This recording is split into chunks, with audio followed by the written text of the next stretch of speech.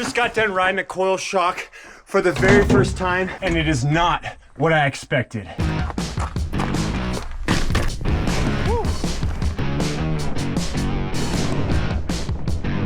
So I started off my ride climbing up this fire road because, I mean, let's be honest, on big enduro bikes like this, I'm usually looking for the quickest way to the top, and riding on a fire road is usually the way to get there. Freaking piece of crap GoPro is like failing on me again. This is a GoPro Hero 11 Mini. Wait for it. There you go. Won't turn on. Had this issue with this GoPro before and had to send it back into GoPro. They did replace it, but with this Mini, it's got an internal battery. So like with the old GoPros, they would glitch out like this.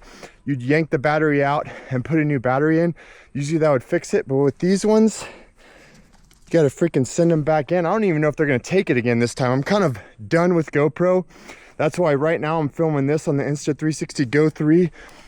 And I got the Insta360 X4 right there that I'm gonna be using to get today's riding clips.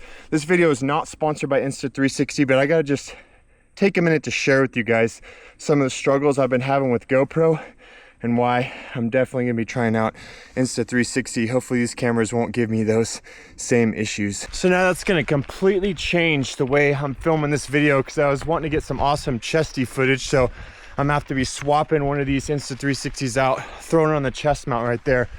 Fucking struggles, man. Anyways, back to the video. What was I saying?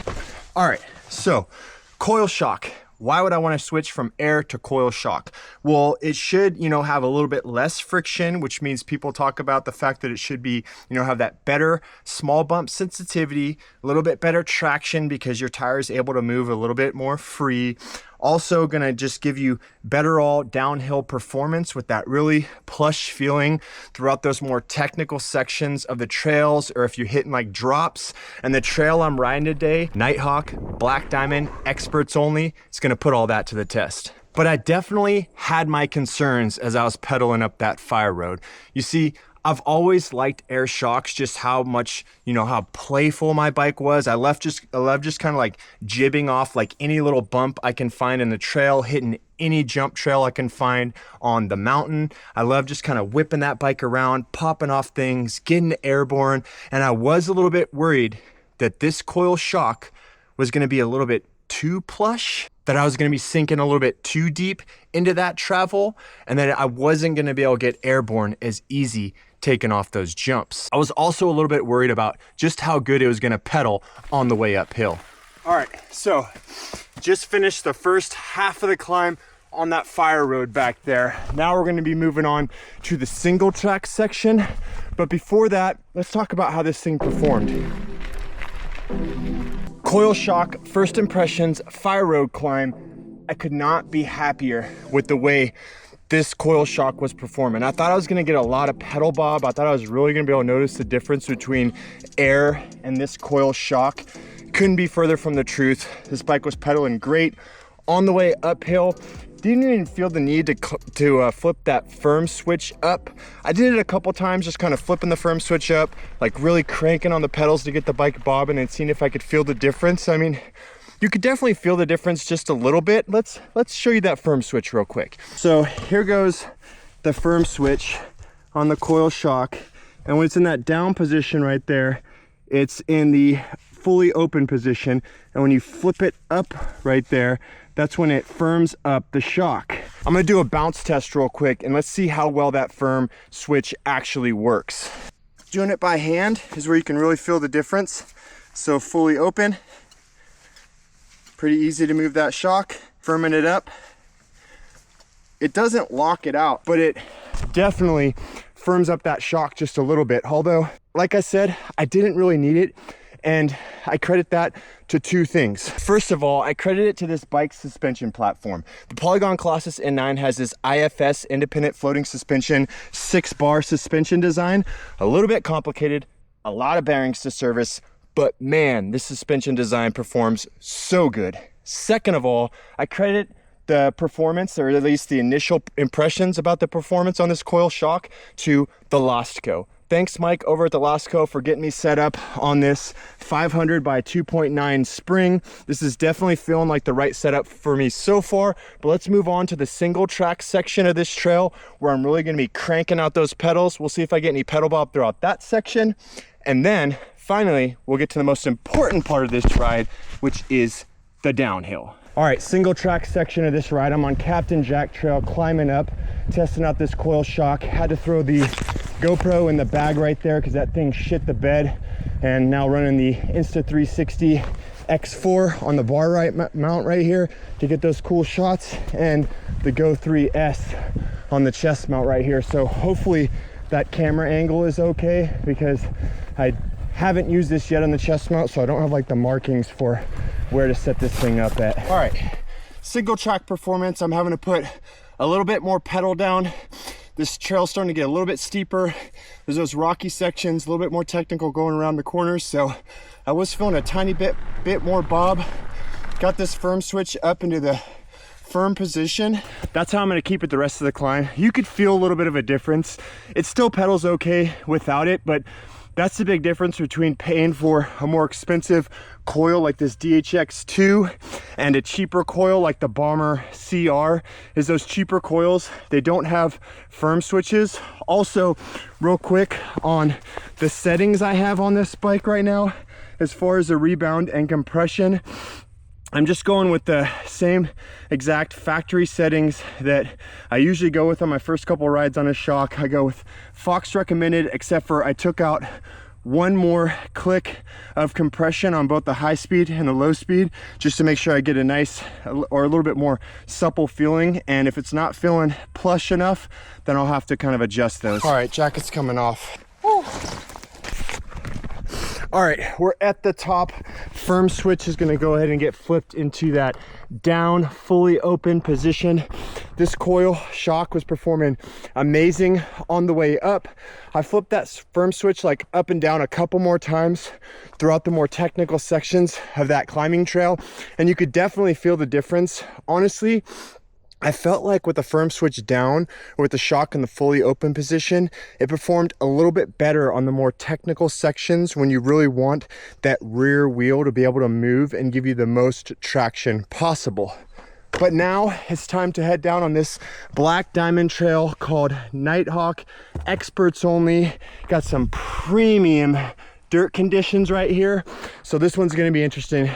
Downhill performance, Coil Shock. Is it going to live up to the hype?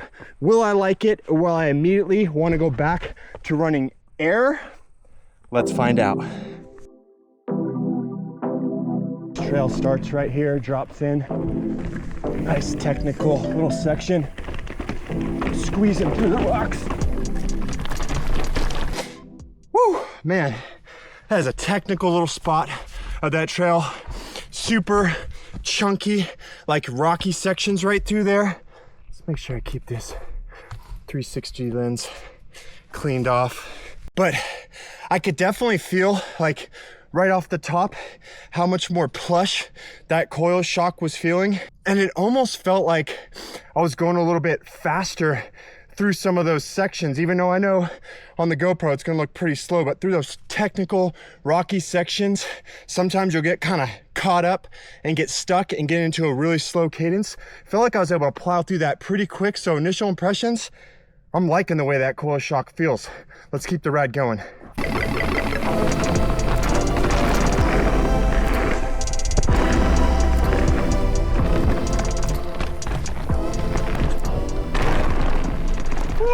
I actually kind of like the way that's feeling, man. When you like pull up and really go to like bunny hop, it kind of gives you like more, I don't know, more pop than an air shock. Like I always heard people telling me how, you know, air shocks are so poppy and playful and you're gonna lose that when you go to coil, but I'm not feeling that. All right, so downhill ride is complete.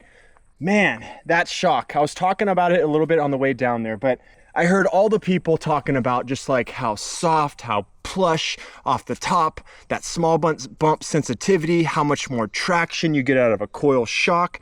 But I was really worried about, you know, like I kind of I've said in the past, like about it taking away from that poppiness of the bike, taken away from that playfulness that I like out of an Air Shock. And initially I was also worried just about making sure I got the right coil setup for my weight and my riding style and this Polygon N9 suspension design. But all of those worries were quickly put to rest. This bike was performing so damn good. On the way uphill, climbing great, but on the way downhill, just smashing through those chunky, rocky sections, hitting those jumps with these, through those moto whoops, no problems. So plush, that's ridiculous. Couldn't be happier with this Coil Shock.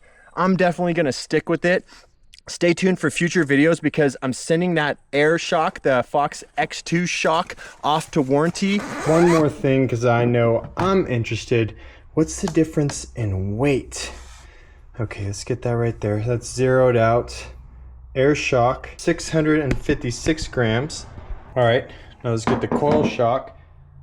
656 for the Air Shock. And 966 grams for that Coil Shock right there. So over 300 grams heavier. But does that really matter on an enduro bike like this? I can tell you riding it without weighing it, I couldn't feel the difference. Just had to give a real quick plug to this Polygon Colossus N9. I got links down there in the video description. This bike is on sale right now. Polygon. Spec this bike with the Coil Shock. I'm telling you, this is a match made in heaven right here. Polygon Colossus N9 with a coil for the win. Check the link in the video description. Those affiliate links really help me out and help me make more videos like this. I'll be doing those Coil Shock versus Air Shock videos on this channel coming up. More to follow. Now's a good time to subscribe. Stay tuned for more, but most importantly, get stoked, go ride, and have some fun, people.